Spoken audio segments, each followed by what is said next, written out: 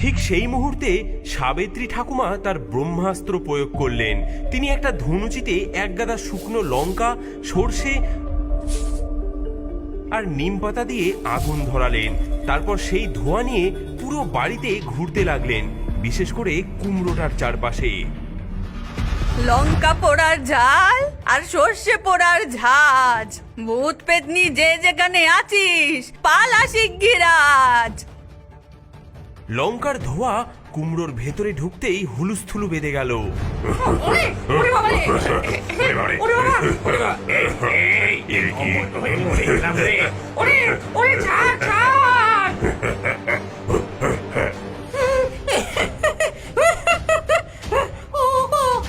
কিছু একটা করো, আমার বাচ্চা দুটো যে অজ্ঞান হয়ে গেল।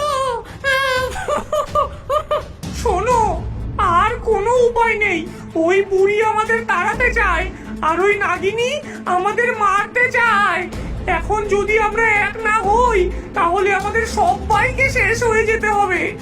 কিন্তু আমরা কি করতে পারি? আমরা দুজন মিলে বুড়িটাকে এমন ভয় দেখাবো যাতে সে নিজেই বাড়ি ছেড়ে পালায়। যেই সে পালাবে আমরা নাগিনীকে বোঝাবো যে আর কোনো শব্দ হবে না, তারপরেই পুরো বাড়িটাই আমাদের হবে। লোভী আর প্রাণের ভয়ে মামদকর্তা রাজি হয়ে গেল। কুমড়োর ভেতরে দুই শত্রু পরিবার একজোট হলো। তাদের লক্ষ্য এক, পটলার ঠাকুমা। সেই রাতেই শুরু হলো আসল ভৌতিক তাণ্ডব। দুই পরিবার তাদের সমস্ত শক্তি এক করে আক্রমণে নামলো।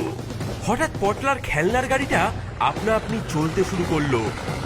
ডাইনির ছেলে আর বাচ্চা মামদভূত মিলে ওটাকে চালাচ্ছে আর খিলখিল করে হাসছে।